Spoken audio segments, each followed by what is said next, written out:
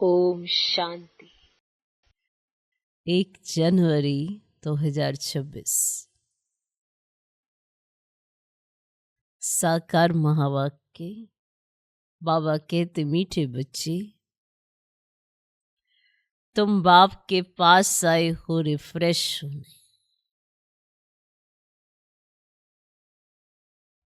तुम बाप के पास आए हो रिफ्रेश होने। बाप और वर्षे को याद करो तो सदा रिफ्रेश रहेंगे। बाप और वर्षे को याद करो तो सदा रिफ्रेश रहेंगे।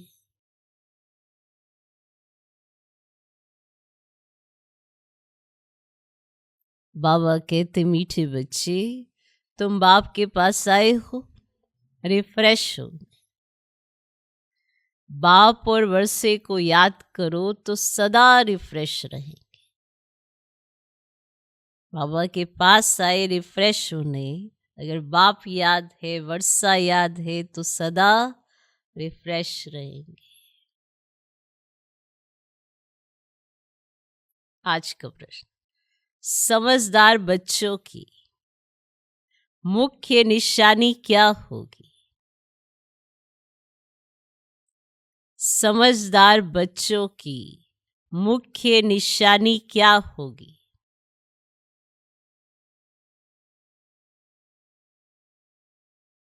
समझदार बच्चों की मुख्य निशानी। आप समझदार हो तो निशानी सुनाओ।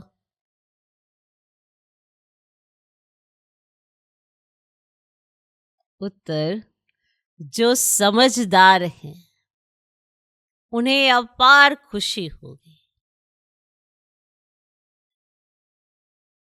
जो समझदार हैं उन्हें अपार खुशी होगी। अगर खुशी नहीं तो बुद्धू है। जो समझदार है उन्हें अपार खुशी हो। अगर खुशी नहीं तो बुद्धू है। समझदार अर्थात पारस बुद्धि बनने वाले। समझदार अर्थात पारस बुद्धि बनने वाले। वे दूसरों को भी पारस बुद्धि बनाएंगे। वे दूसरों को भी पारस बुद्धि बनाएंगे। रूहानी सर्विस में बिजी रहेंगे। रूहानी सर्विस में बिजी रहेंगे। बाप का परिचय देने बिगर रह नहीं सकेंगे। बाप का परिचय देने बिगर रह नहीं सकेंगे। तो समझदार बच्चों की मुख्य निशानी क्या होगी? आप समझदार है? निशानी सुनी है? ये निशानी आप में खुश है तो समझदार है, खुश नहीं तो बुद्धू है। समझदार हो या बुद्धू हो? खुश हो या नहीं खुश हो? अच्छा। ओम शांति। बाप बैठ समझाते हैं, ये दादा भी समझते हैं, क्योंकि बाप बैठ दादा द्वारा समझाते हैं। तुम जैसे समझते हो वैसे दादा भी समझते हैं। दादा को भगवान नहीं कहा जाता, ये है भगवानुवाच। बाप मुख्य क्या समझाते हैं कि देही अभिमानी बनो। क्या समझाते हैं? देही अभिमानी बनो। ये क्यों कहते हैं?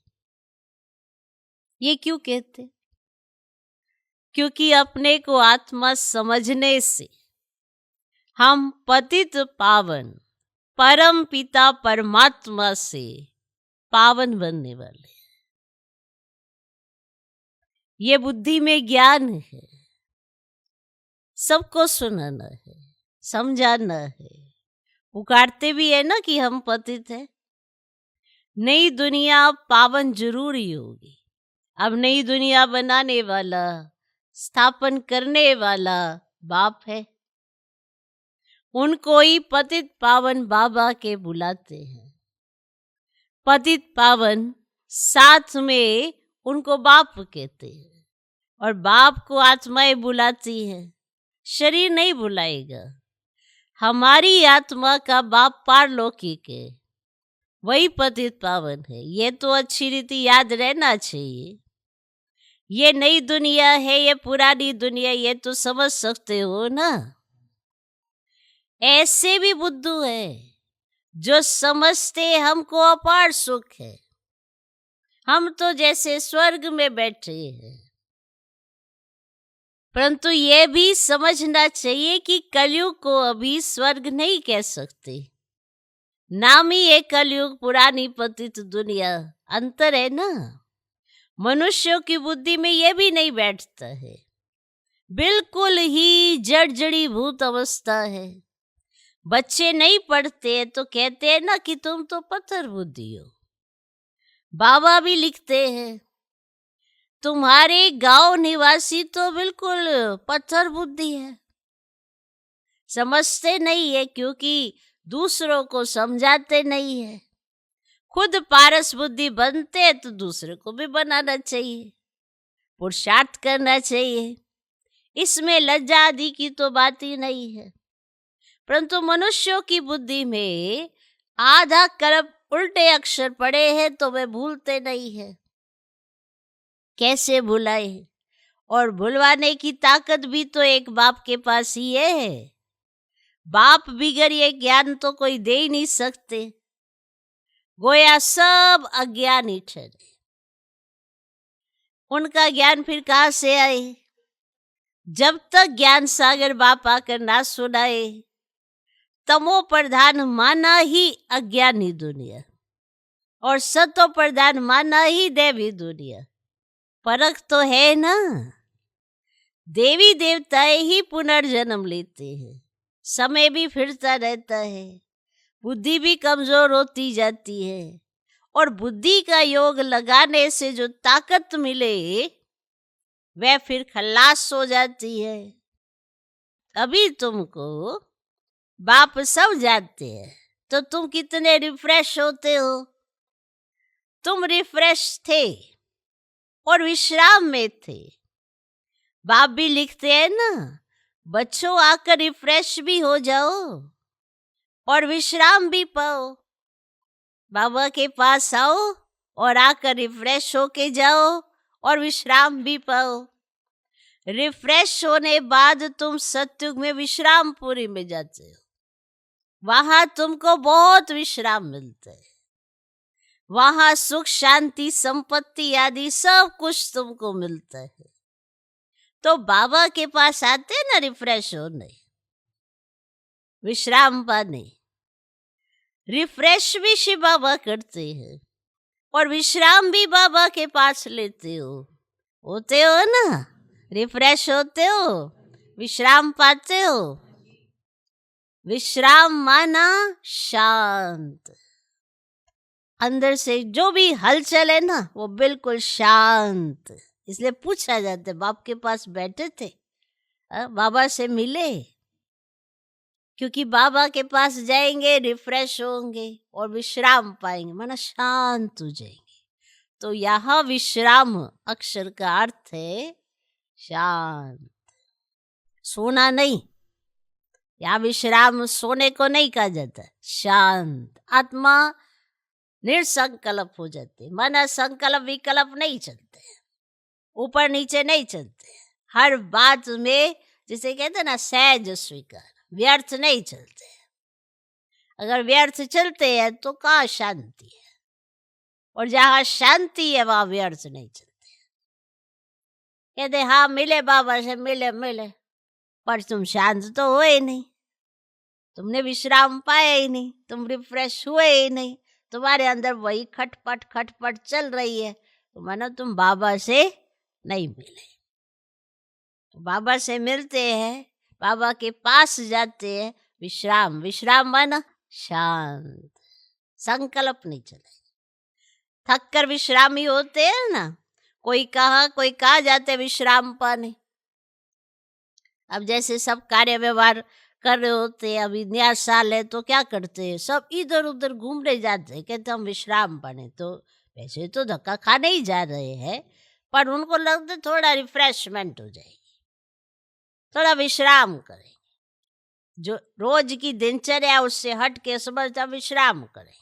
पर उनको विश्राम मिलता नहीं है, पर सच्चा विश्राम तो बाप के पास है, माना एकदम आत्मा शांत। तो कोई कहाँ जाते विश्राम पाने, उसमें तो रिफ्रेशमेंट की बात ही नहीं। यहाँ तुमको बाप रोज समझाते हैं, तो तुम यहाँ आकर रिफ्रेश होते हो। याद करने से तुम तमो प्रधान से सतो प्रधान बनते हो, और सतो प्रधान बनने के लिए तो तुम यहाँ आते हो। उसके लिए क्या पुरुषार्थ है? मीठे मीठे बच्चे बाप को याद करो, और बाप ने सारी शिक्षा तो दी है। यह सृष्टि चक्र कैसे फिरता है, तुमको विश्राम कैसे मिलता है, और कोई भी ये बात नहीं जानते तो उन्हों को भी समझाना चाहिए, ताकि वह भी तुम जैसा रिफ्रेश हो जाए। अपना फर्ज ही यह है सबको पैगाम देना, अविनाशी रिफ्रेश होना है, अविनाशी विश्राम पाना है। सबको पैगाम दो, यही याद दिलाना है कि बाप को और वर्षे को याद करो। है तो बहुत सहज बात। तो बेहद का बाप स्वर्ग रचते हैं और स्वर्ग का ही वर्षा देते हैं। अभी तुम संगम युग पर माया के श्राप और बाप के वर्षे को तुम जानते हो। जब माया रावण का श्राप मिलता है तो पवित्रता भी खत्म, सुख शांति भी खत्म, तो धन भी खत्म हो जाता है। जब माया रावण का श्राप मिलता है तो पवित्रता भी गई, वो भी खत्म, सुख शांति भी खत्म और धन भी खत्म। कैसे धीरे धीरे खत्म होता है वह भी बाप ने समझाया है। कितने जन्म लगते हैं, दुख धाम में कोई विश्राम थोड़ा ही होता है, और सुख धाम में विश्राम भी विश्राम है। और मनुष्यों को भक्ति कितना थकाती है, जन्म जन्मांतर भक्ति थका देती है, कंगाल कर देती है। तो ये भी अब तुमको बाप समझाते हैं। अब नए आते हैं तो कितना समझाया जाता है। हर एक बात पर मनुष्य बहुत सोच करते हैं, समझते हैं कहाँ जादू ना हो। क्या समझते हैं कि कहाँ कोई जादू ना हो। अरे तुम कहते हो जादूगर, तो मैं भी कहता हूँ जादूगर हूं। तुम कहते हो ना मेरे को जादूगर, तो मैं भी कहता हूँ जादूगर हूं। पर मैं कैसे वाला जादूगर हूं बताओ? हाँ, तुमको भेड़ बकरी बना देता हूँ क्या? हाँ, एक गधा बना देता हूँ क्या? बना देता हूँ? हाँ? मैं जादूगर तो हूँ, परंतु जादू कोई वह नहीं है जो भेड़ बकरी आदि बना देते हैं। जानवर तो नहीं है ना। तो ये बुद्धि से समझा जाता है। कहते जादू लग गया, जादू। अच्छा, जादू लग के किया क्या? ये कहते हैं ना इन पे तो जादू लग गया। अच्छा, जादू लग के किया क्या? बाप की श्रीमत का पालन किया या बाप की श्रीमत के विपरीत चले? क्या किया? कैसा जादू लगा? बाप के समीप आए, धारणाओं में पक्के हुए, कैसा जादू लगा? चेक करो ना। कैसे बने? देवता बने, असुर बने, कैसा जादू लगा? भेड़ बकरी बन गए, जानवर बना दिया, कैसा जादू लगा? है ना, सोचो तो सही, विचार तो करो। अब जादू है तो कौन सा जादू है? जानवर तो नहीं बन गए ना। तो ये बुद्धि से समझा जाता है। अब गायन भी है सुरमंडल के साथ से। तो इस समय मनुष्य जैसे ऋण मिसल है। ये बातें यहाँ के लिए ही है और सत्युग में नहीं गाते, इस समय का ही गायन है। चंडिका का भी कितना मेला लगता है, चंडिका का मेला कितना लगता है। पूछो वे कौन थी, कौन चंडिका? ये चंडिका कौन थी? कहेंगे देवी। अब ऐसा नाम तो वहां होता नहीं, सतयुग में चंडिका देवी ऐसा नाम ही वहां नहीं होता। और सतयुग में तो सदैव शुभ नाम होता है। श्री रामचंद्र, श्री कृष्ण, श्री कहा जाता है श्रेष्ठ को, और सत्युगी संप्रदाय को श्रेष्ठ कहा जाता है। और कलयुगी विश्व संप्रदाय को श्रेष्ठ कैसे कहेंगे? श्री माना श्रेष्ठ। अभी के मनुष्य तो श्रेष्ठ है नहीं, और गायन भी है, मनुष्य से देवता किए करत न लागी बार। फिर देवता से मनुष्य बनते हैं, क्योंकि 5 विकारों में जाते हैं। रावण राज्य में सब मनुष्य ही मनुष्य है, और वहां है देवताएं।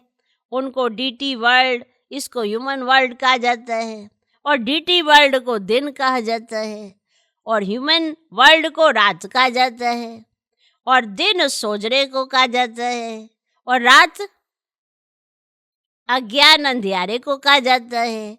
इस फर्क को तुम जानते हो? तुम समझते हो हम पहले कुछ भी नहीं जानते थे, अभी सब बातें बुद्धि में है।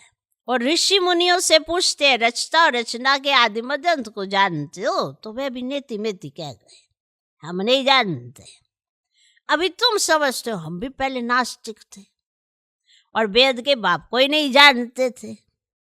तो वह है असुल अविनाशी बाबा, आत्माओं का बाबा।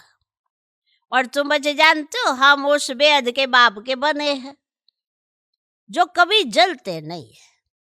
अब यहाँ तो सब जलते हैं, रावण को भी जलाते हैं, और शरीर है ना, फिर भी आत्मा को तो कभी कोई जला नहीं सकते। तो बच्चों को बाप ये गुप्त ज्ञान सुनाते हैं, तो जो बाप के पास ही है, ये आत्मा में गुप्त ज्ञान है। आत्मा भी गुप्त है, आत्मा इस मुख द्वारा बोलती है, इसीलिए बाप कहते हैं बच्चे दे अभिमानी मत बनो, आत्म अभिमानी बनो, नहीं तो जैसे उल्टे बन जाते हो, अपने को आत्मा भूल जाते हो। और ड्रामा के राज को भी अच्छी रीति समझना है, और ड्रामा में जो नूंद है वह हूबहू रिपीट होता है। अब यह किसको पता ही नहीं है, और ड्रामा अनुसार सेकंड बाय सेकंड कैसे चलता रहता है, यह भी नॉलेज बुद्धि में है। आसमान का कोई भी पार नहीं पा सकते हैं, और धरती का पा सकते हैं। आकाश सूक्ष्म है, धरती तो स्थूल है, कई चीजों का पार पा नहीं सकते। जबकि कहते भी आकाश ही आकाश, पाताल ही पाताल है। और शास्त्रों में सुना है ना, तो ऊपर में भी जाकर देखते हैं, और वहां भी दुनिया बसाने की कोशिश करते हैं। दुनिया बसाई तो बहुत है ना, और भारत में सिर्फ एक ही देवी देवता धर्म था और कोई खंड आदि नहीं था, फिर कितना बसाया है तुम विचार करो। भारत के भी कितने थोड़े टुकड़े में देवताएं होते हैं, पूरे भारत में नहीं होते हैं, उसके कितने थोड़े टुकड़े में देवताएं होते हैं। जमुना का कंठा होता है, दिल्ली परिस्थान थी, इसको कब्रिस्तान कहा जाता है, जहाँ काले मृत्यु होती रहती है। अमरलोक को परिस्थान कहा जाता है, वहां बहुत नेचुरल ब्यूटी होती है। और भारत को वास्तव में परिस्थान कहते थे।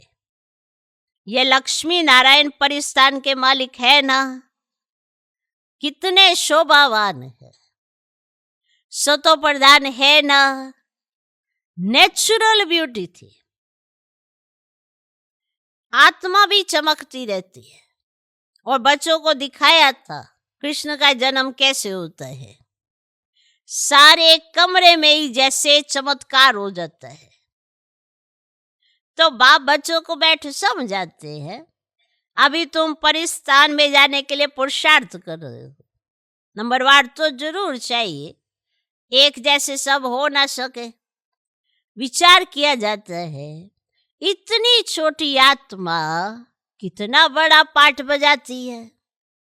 शरीर से आत्मा निकल जाती है तो शरीर का क्या हाल हो जाता है। सारी दुनिया के एक्टर्स वही पाठ बजाते जो अनादि बना हुआ है। ये सृष्टि भी अनादि है, उसमें हर एक का पार्ट भी अनादि है। उनको तुम वंडरफुल तब कहते हो जबकि जानते हो ना सृष्टि रूपी जाड़ है। तो बाप कितना अच्छी रीति समझाते हैं। और ड्रामा में फिर भी जिसके लिए जितना समय है उतना समझने में समय लेते हैं। बुद्धि में फर्क है ना, बुद्धि में फर्क है ना। आत्मा मन बुद्धि सहित है ना, तो कितना फर्क रहता है। बच्चों को मालूम पड़ता है हमको स्कॉलरशिप लेने की है, तो दिल अंदर खुशी होती है ना, होती है, खुशी होती है। यहाँ भी अंदर आने से ये ऑब्जेक्ट सामने देखने में आती है तो जरूर खुशी होगी ना। अभी तुम जानते हो ये बनने के लिए आप पढ़ने आए हैं, नहीं तो कभी कोई आ ही ना सके। ये है ये ऑब्जेक्ट। ऐसा कोई स्कूल का भी नहीं होगा जहां दूसरे जन्म के ऑब्जेक्ट को देख सके। तुम देख रहे हो ये स्वर्ग के मालिक है, देख रहे हो। हम भी ये बनने वाले हैं। हम अभी संगम योग पर है, ना उस रजाई के ना इस रजाई के हैं, हम बीच में है, जा रहे हैं। खेवैया भी है निराकार और बोट भी है निराकार। बोट माना आत्मा है ना, बोट को खींच कर परम धाम में ले जाते हैं। बोट क्या है? आत्मा। इनकॉर्पोरियल बाप इनकॉर्पोरियल बच्चों को ले जाते हैं, तो बाप ही बच्चों को साथ में ले जाएंगे। तो ये चक्र पूरा होता है, फिर हूबहू रिपीट करना है। एक शरीर छोड़ दूसरा लेंगे, छोटा बनकर फिर बड़ा बनेंगे। और जैसे आम की गुठली को, आम खाया उसकी गुठली बची, तो आम की गुठली को जमीन में डाल देते हैं, तो फिर है ना, फिर उनसे फिर आम निकल आएंगे। तो वह है हद का झाड़। यह मनुष्य सृष्टि रूपी झाड़ है, इनको वैरायटी झाड़ कहा जाता है। और सतयुग से लेकर कलयुग तक सब पाठ बजाते रहते हैं। अविनाशी आत्मा 84 के चक्र का पाठ बजाती है। लक्ष्मी नारायण थे जो अब नहीं, चक्र लगाए अब फिर ये बनते हैं।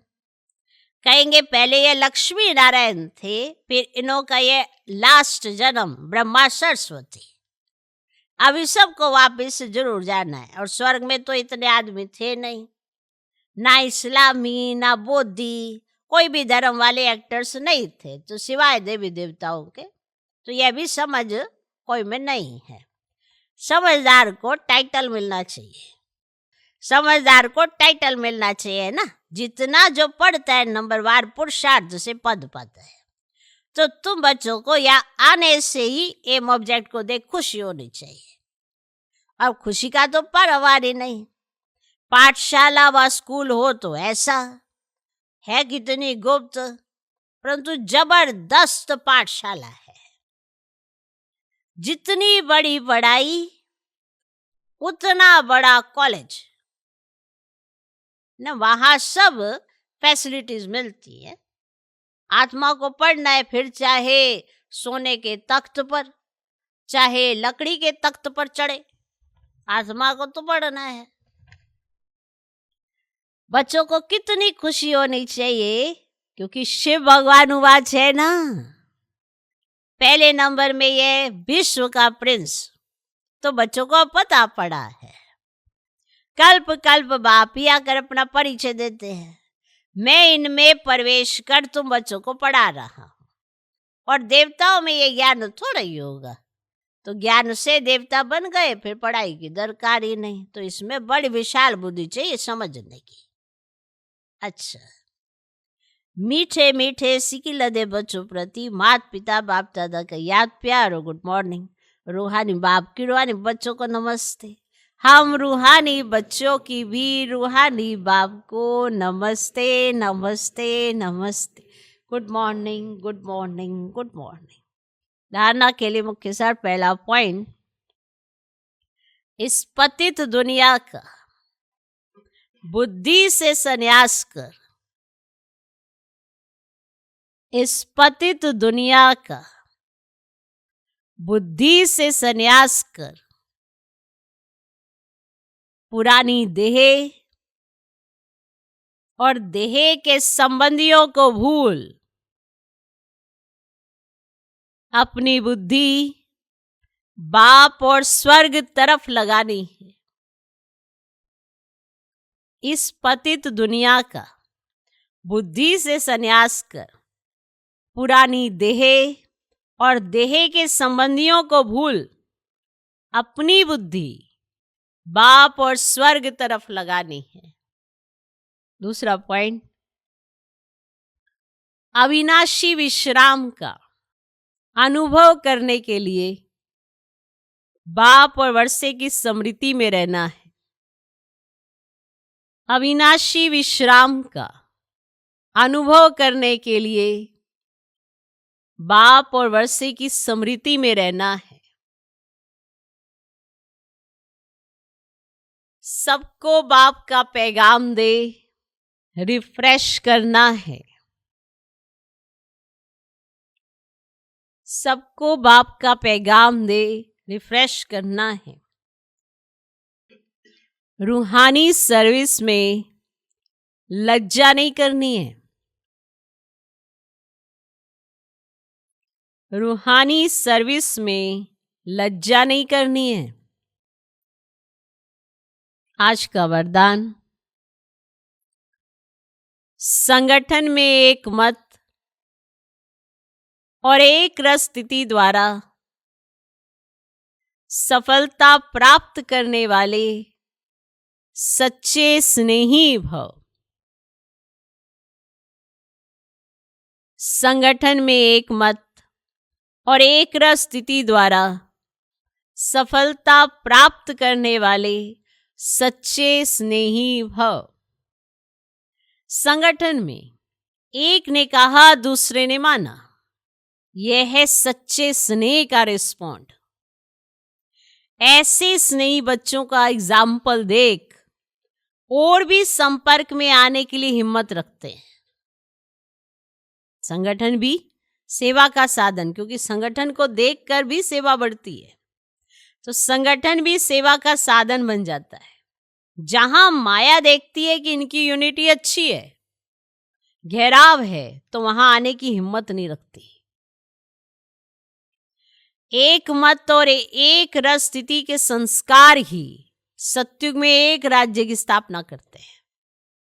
एक मत और एक रस स्थिति के संस्कार ही सत्युग में एक राज्य की स्थापना करते हैं। तो भी देखना है, हमारी एक मत है, एक रस स्थिति है, संगठन में आपस में कैसा व्यवहार है, ये हर एक का अपना अपना अपने आप को देखना है। कैसा व्यवहार है मेरा संगठन में। आप कहेंगे सामने वाला ऐसा है, भले वो, चलो वो कैसा है, पर क्या मेरा सब ठीक है? या मुझे बात बात में संगठन में रहना आता ही नहीं है? चेक जरूर करना। तो संगठन में यूनिटी का आधार मेरे द्वारा होना चाहिए, ना कि हमने दूसरों को देखना है। नहीं, हमारा संगठन तो अच्छा रह सकता है कि अगर सामने वाला अच्छा हो, तो फिर काहे का संगठन है। बात को बढ़ाना है, बात को खत्म करना है, फुल स्टॉप लगाना है, आपके हाथ में है। ये तो चॉइस आपकी है ना। सामने वाला भले बात को बढ़ाए, आप नहीं बढ़ाना चाहते, आप फुल स्टॉप लगाना चाहते हैं, तो ये आपकी कला है। आप कहेंगे हम तो नहीं बढ़ाना चाहते, वो बढ़ा रहे, अब हम क्या करें? तो माना आप भी इन्वॉल्व हो। तो सब अपनी अपनी चेकिंग करें कि हम क्या कर रहे हैं, क्या संगठन को मजबूत कर रहे हैं या कमजोर कर रहे हैं। बाबा ने तो संगठन दे दिया, अब इसका दोष बाप पे मत रखना कि आपस में तुम्हारी बनती नहीं है। इसमें बाप क्या करे?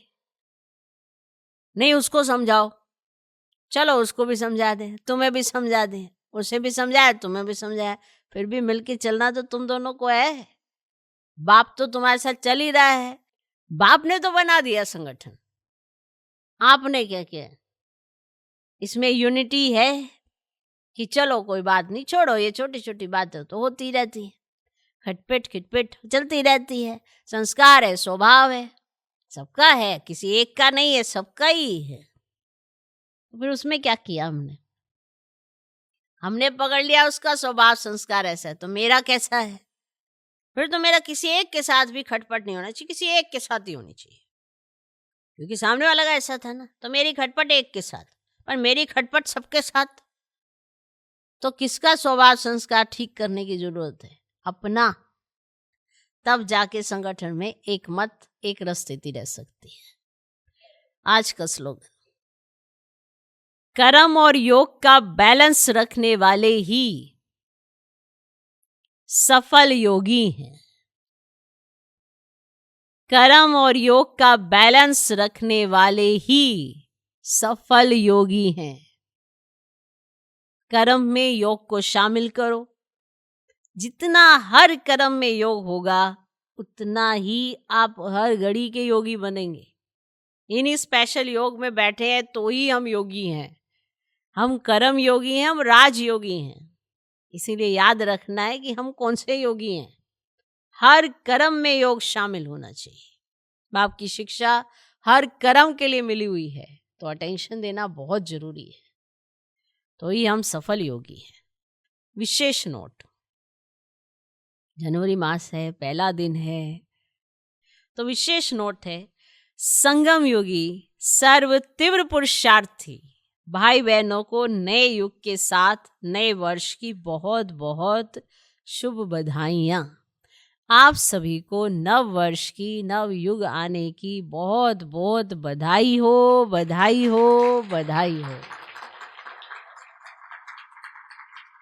से बाबा ने कहा ना, नव वर्ष के लिए तो अभी आप कह रहे हो ना कि अभी देखो आया किया है, जैसे कल बाबा से सुना कि बस अभी आया कि आया, ऐसे ही आपको क्या दिखता है कि नवयुग आया कि आया, कि वो परिवर्तन आपको नजर आता है, या आपको ऐसा लगता है कि अभी बहुत समय पड़ा है, अभी तो नवयुग नहीं आएगा, पर कब कहाँ पे किसका क्या हो जाए कुछ पता तो नहीं है, इसीलिए तैयारी अपनी रखनी है। तो अब नवयुग आया, अब नव वर्ष आ गया है, अब आ गया है 2026। अब आप देख लो इस 26 का अर्थ क्या बनता है। ठीक है, नए वर्ष का ये पहला जनवरी मास मीठे साकार बाबा की स्मृतियों का मास है। जैसे ही जनवरी मास आता है, बाबा की याद नेचुरल आने लगती है, साकार बाबा की याद नेचुरल आने लगती है कि उन दिनों में बाबा क्या क्या करते थे। हम सभी बाबा के बच्चे अव्यक्त वतन की सूक्ष्म लीलाओं का अनुभव करने तथा स्वयं को ब्रह्मा बाप समान संपन्न व संपूर्ण बनाने के लिए पूरा ही मास अपनी बंधन मुक्त, जीवन मुक्त स्थिति बनाने के लिए, बंधन मुक्त, जीवन मुक्त स्थिति बनाने के लिए मन और मुख का मौन रखें। कल तक आपने जो आया बोला, जो आया सोचा, जो किया करा, पर आज से मन और मुख का मौन रखें। मन को वही देंगे जो उसके लिए अच्छा हो, मुख का मौन रखेंगे, वही शब्द बोलेंगे जो दूसरे को भी अच्छे लगते हो, और अगर पलट के मेरे पास भी आ जाएं तो मुझे भी अच्छे लगें। ठीक है, तो कल तक जो किया फुल स्टॉप लगाओ। आज से मन और मुख का मौन, इसका अर्थ समझ लेना।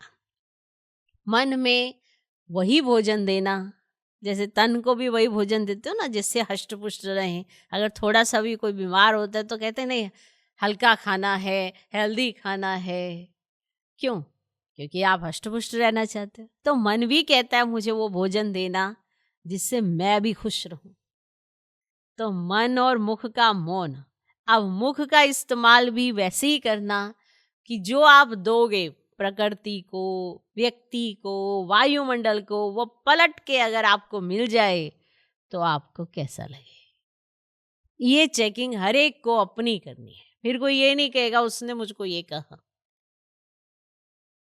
उसने मुझे ये पलट के जवाब दिया, उसने मुझे ऐसा बोला, किसी ने कैसा भी बोला, पर आज से ये प्रतिज्ञा अपने साथ बोले, करे भी कि मैं क्या दूं, क्योंकि पलट के मेरे पास जरूर आना है।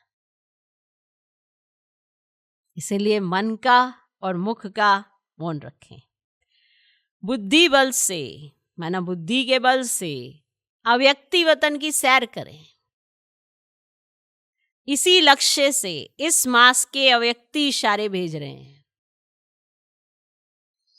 अव्यक्त इशारे इस मास के तो क्या है?